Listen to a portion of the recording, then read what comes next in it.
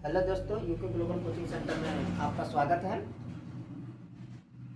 Tense के जो part number 6, इसके पहले पार्ट नंबर 5 तक पढ़ा चुके हैं, मतलब 5 6 भाग पढ़ा चुके हैं, जिसमें सेंटेंस आज का जो टॉपिक है सेंटेंसेस ऑफ पास्ट इंडेफिनिट। ठीक है, उसके पहले पार्ट फर्स्ट में पहचान तरीका टेंसों का अच्छे से, फिर सेकंड में रूल, फिर इसके बाद उस जब पहचान बताया, रूल बताया, तो फिर उस पर सेंटेंस बना बना के दिखा रहे हैं दोस्तों। फिर इसके बाद अब आगे चलते हैं, ताकि जो है पास्ट इंडेफिनिट का, अब इसमें पास्ट इंडेफिनिट का मतलब पास्ट का मतलब समझ लीजिए, पास्ट का पहचानने के लिए एक तरीका है, जब किसी भी हिंदी के वाक्यों में, सेंटेंसों में लास्ट में था, थी, थे, यहाँ दिखा देते हैं थोड़ा सा हिंट करके, था, थी, थे, ए, ई, आ, मतलब ये सब मतलब लास्ट में बोलने पे या एक की मात्रा या ई की या की, ये सब मात्रा लग के ही आए, मतलब था थी तो रहेगा पहचानने के लिए लास्ट में बोलते समय, या ए रहेगा, ई रहेगा, आ रहेगा, ये सब रहेगा दोस्तों। तो हिंदी में पास्ट टेंस के लिए, ठीक है। और इसमें पास्ट इंडेफिनिट के, तो जैसे में पास्ट को 4 भागों में बांटा गया है, तो past indefinite, past continue, past perfect, past perfect continuous. उसमें से हम पहला वाला पास्ट का, पास्ट इंडेफिनिट का है, ठीक है। तो उसमें क्या है, पास्ट इंडेफिनिट में एक नियम है। तो जैसे पास्ट इंडेफिनिट का सब 4 सेंटेंस हो गए, पास्ट इंडेफिनिट के जो सब 4 सेंटेंस है, affirmative, negative, interrogative, interrogative, negative. तो हमने जो रूल बताए थे अपना अफर्मेटिव का, नेगेटिव का, इंट्रोगेटिव, इंट्रोगेटिव, नेगेटिव का, तो उसमें जैसे मान लीजिए यहाँ पे क्या है, पहला सेंटेंस, वह बाजार गया। तो पास्ट इंडेफिनिट के जो अफर्मेटिव, पास्ट इंडेफिनिट जो अफर्मेटिव का रूल है दोस्तों, यहाँ पे थोड़ा सा एक्सेप्शनल बन जाता है, अपवाद के रूप में बन जाता है, क्योंकि दुनिया में केवल एक ही जगह पास्ट इंडेफिनिट, दुनिया में केवल एक ही जगह वर्ब का सेकंड वर्ब यूज होता है, जो पास्ट इंडेफिनिट का अफर्मेटिव सेंटेंस में, पास्ट इंडेफिनिट का अफर्मेटिव सेंटेंस में वर्ब का सेकंड फॉर्म यूज होता है केवल, और कहीं नहीं पूरे इंग्लिश के वर्ड में, पूरे इंग्लिश के सेंटेंसों में कहीं भी वर्ब का सेकंड फॉर्म यूज नहीं होता है, केवल पास्ट इंडेफिनिट के अफर्मेटिव सेंटेंस में। जैसे ही निगेटिव आया, इंट्रोगेटिव आया, वहां पर भी यह अपना अस्तित्व गंवा देता है, सेकंड फॉर्म खत्म हो जाता है, फर्स्ट फॉर्म यूज होने लगता है। तो इंडेफिनिट वाला, चाहे प्रेजेंट का इंडेफिनिट हो, चाहे पास्ट का, चाहे फ्यूचर का, इंडेफिनिट वाले सेंटेंस में हमेशा वर्ब का फर्स्ट फॉर्म चलता है, केवल अपवाद के रूप में पास्ट इंडेफिनिट का अफर्मेटिव सेंटेंस सेकंड में। तो सबसे पहले फिर यहाँ पे रूल, अफर्मेटिव के रूल बना देते हैं, दिखा देते हैं। अफर्मेटिव के लिए कहता है सब्जेक्ट प्लस हेल्पिंग वर्ब, मतलब वर्ब दो तरह का होता है, एक हेल्पिंग वर्ब, एक मेन वर्ब। तो इसमें helping verb M B plus object, M B बोले तो मेन वर्ब, एम बी बोले तो main verb, object plus other, O for other, और W for word, other word मतलब अन्य वर्ड, ठीक है।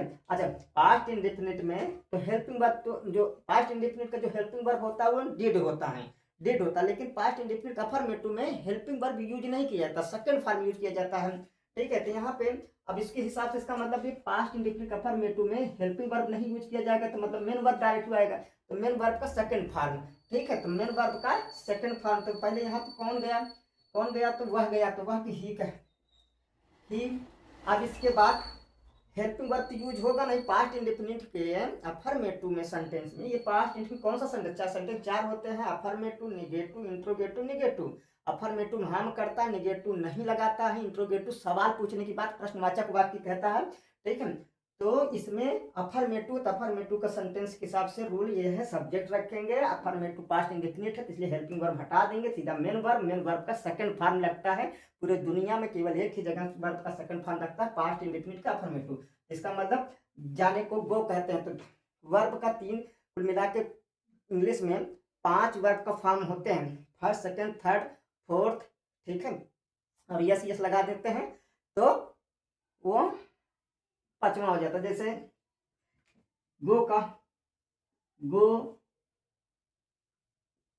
वेंट फर्स्ट सेकंड, ये सब फर्स्ट सेकंड, गो, वेंट, गॉन, फिर इसके बाद गोइंग, आई एन जी लगा, फिर इसी वर्ब के फर्स्ट फॉर्म में यस यस लगा देते, पांचवा फॉर्म बनता है। लेकिन कुल मिला के वर्ब के 3 ही फॉर्म लेते, गो वेंट गॉन, मतलब फर्स्ट सेकंड थर्ड होता है दोस्तों, उसमें आईएनजी लगा बदलते हैं यस यस लगा देने के।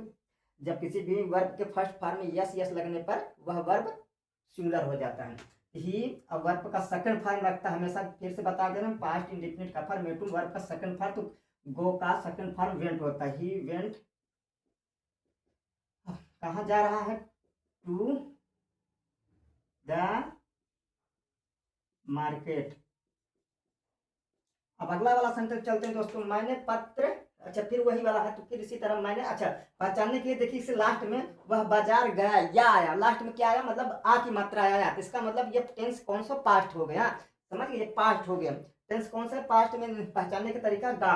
इसी तरह मैंने पत्र लिखा, लिखा, पास्ट बीत चुकी है बातें, ठीक है, मतलब बातें बीत चुकी है, बीत मतलब पास्ट हो चुका, भूतकाल में हो चुका, तो आ आया ना, तो इसलिए मतलब पास्ट है, तो पास्ट का अफर्मेटिव निगेटिव नहीं आया, तो निगेटिव नहीं हुआ, नकारात्मक नहीं हुआ, सवाल नहीं पूछा, प्रश्नवाचक नहीं हुआ, तो इसका मैं इंट्रोगेटिव नहीं हुआ, अफर्मेटिव, अफर्मेटिव वही। फिर इसी तरह सब्जेक्ट, तो पास्ट इंडेफिनिट अफर्मेटिव में हमेशा सब्जेक्ट रखेंगे, वर्ब नहीं लगता है, हेल्पिंग वर्ब नहीं लगता, मेन वर्ब लगता है। तो मैंने को आई, अब लिखने को राइट कहते हैं, तो राइट, रोट, रिटेन, सेकंड जो फर्स्ट फॉर्म राइट होता है, सेकंड फॉर्म रोट होता है, थर्ड फॉर्म रिटेन होता है।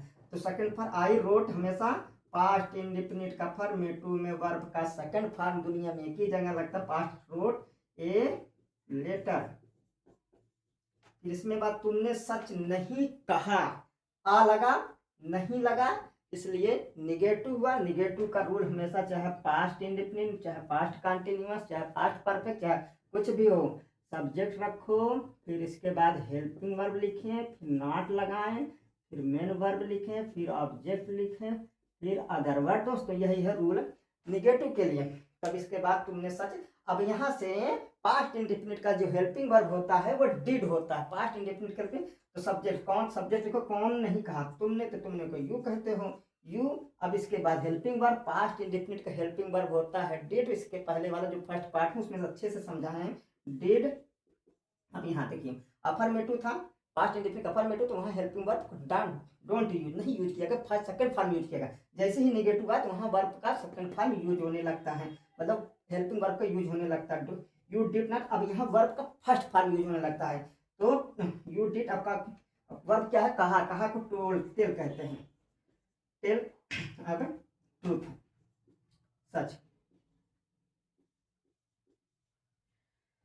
ठीक है। तो क्या तुमने मुझे बुलाया, क्या तुमने मुझे बुलाया, या आ की मात्रा आ गया, पास्ट हो गया, तब इसका मतलब, अब सवाल पूछा क्या, तो इसका मतलब इंट्रोगेटिव होगा। इंट्रोगेटिव का रूल क्या कहता है, हमेशा जब भी इंट्रोगेटिव हुआ तो हेल्पिंग वर्ब सबसे पहले, फिर सब्जेक्ट, फिर इसके बाद मेन वर्ब, फिर plus object plus other word, O B J, मतलब जो ऑब्जेक्ट, तो ऑब्जेक्ट। अब क्या यहाँ हेल्पिंग वर्ब क्या होता है, पास्ट इंडेफिनिट का फॉर्मेटिव का हेल्पिंग वर्ब, पास्ट इंडेफिनिट का जो पास्ट इंडेफिनिट के हेल्पिंग वर्ब डिड होता है, तो सबसे पहले डिड से इसमें हेल्पिंग वर्ब डिड, और तुमने को यू, अब बुलाने को कॉल, दोस्तों किसे बुलाया, मुझे बुलाया, ऑब्जेक्ट मतलब helping verb did, subject you, और वर्ब बुलाने को वर्ब, मेन वर्ब कॉल, और किसे, वह ऑब्जेक्ट क्या है, किसे बुलाया, मुझे, तो मुझे को मी कहते हैं। अब फिर क्या सीता ने गाना नहीं गाया, अब देखो यहाँ पे सवाल भी किया, नहीं दिया, इंट्रोगेटिव निगेटिव गए, और लास्ट में या लग के आया, आ लग के आया, मतलब रूल कहता था, थी, थे, ई, मतलब ए ई कुछ भी, मतलब ये लास्ट में लगा होना चाहिए पास्ट के लिए। क्या सीता ने गाना नहीं गाया, तो यहाँ पे चलते हैं, तो पहले सवाल पूछने वाला शब्द का शुरू मत, हेल्पिंग वर्ब सेंटेंस स्टार्ट करते हैं। इंट्रोगेटिव निगेटिव के लिए पहले हेल्पिंग वर्ब, फिर इसके बाद सब्जेक्ट, फिर इसके बाद नॉट दोस्तों, फिर इसके बाद main verb, M B for main verb, M B for main verb, H B for helping verb सहायक क्रिया, एस यू बे सब्जेक्ट, फिर इसके बाद ऑब्जेक्ट, फिर इसके बाद other word, O for other, W for word, मतलब अन्य शब्द जुड़े लास्ट में हो जाता है। तो रूल के हिसाब से हेल्पिंग वर्ब सवाल पूछा है, तो सवाल पूछने वाला वर्ड सबसे क्या होता है, हेल्पिंग वर्ब। तो past indefinite helping verb did होता है, केवल एक ही हेल्पिंग वर्ब होता है, डिड। अब इसके बाद सब्जेक्ट, सब्जेक्ट कौन है, किसने, किसने गाना नहीं गाया, कौन गाना नहीं गाया, सीता, तो सीता ठीक है दोस्तों, सीता। अब इसके बाद अब क्या है, नॉट नहीं लगा है तो नॉट, सीता नॉट। अब क्या है, मेन वर्ब, मेन वर्ब को क्या कहते हैं, मेन वर्ब यहाँ गाना को, गाने को सिंग कहते हैं हमेशा।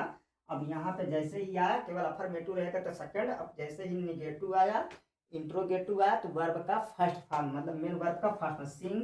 अब ये सॉन्ग, ठीक है दोस्तों। अब इसी के बेस पे कुछ हम सेंटेंस देते हैं जिसे आप लोग हल करेंगे तो आप लोगों को कुछ मोटिवेटेड होंगे, तो थोड़ा जानकारी हो। थोड़ा सा वीडियो को देख, मतलब पॉज कर लीजिए, देख लीजिए। तो दोस्तों उसी जो इसके पहले मतलब अभी उसी के बेस पे या मैंने कुछ सेंटेंस दे दिए हैं जिसे आप करेंगे तो कुछ आपको बनाने का तरीका और शैली पता चल जाएगा। ठीक है, तो बस वही है कि इसमें आपको पहचानना है, इसमें जैसे मैंने खाना खाया, या लास्ट में जब भी पास्ट इंडेफिनिट के टेंस में ता, था, ती, थे ये अगर ये आएगा तो या ये नहीं आया तो आ ई ए मात्रा लग के आएगा, ये सब लग के आएगा। बाजार नहीं गया, ठीक है, तो इसमें लास्ट में आते निगेटिव वाला। ठीक है, क्या मैंने पत्र नहीं लिखा, तो इसमें भी लिखा है आ की मात्रा आया, तो मतलब यहाँ के लास्ट में आ आया, तो इसका मतलब ये पास्ट इंडेफिनिट है, क्या वह मेला नहीं गया। तो रूल के हिसाब से नहीं, आप जैसे जैसे मैं बताया हूँ बस इतना ध्यान देना, पास्ट इंडेफिनिट का अफर्मेटिव हमेशा वर्ब का सेकंड फॉर्म लगता है।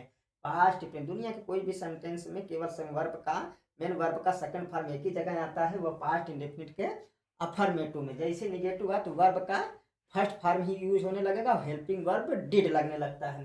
ठीक है, अब उसी के रूल के हिसाब से यहाँ रखेंगे। अब वर्ब आप लोगों का काम है कुछ वर्ड जो अंग्रेजी जानने के लिए कुछ वर्डों पर, इंग्लिश के वर्डों पर कमांड, मतलब वर्ब जानना बहुत जरूरी है, आप जानेंगे तब इसको अच्छे से आप कर पाएंगे दोस्तों। ठीक है, आज के लिए इतना ही, तो आज के लिए इतना ही है। जय हिंद।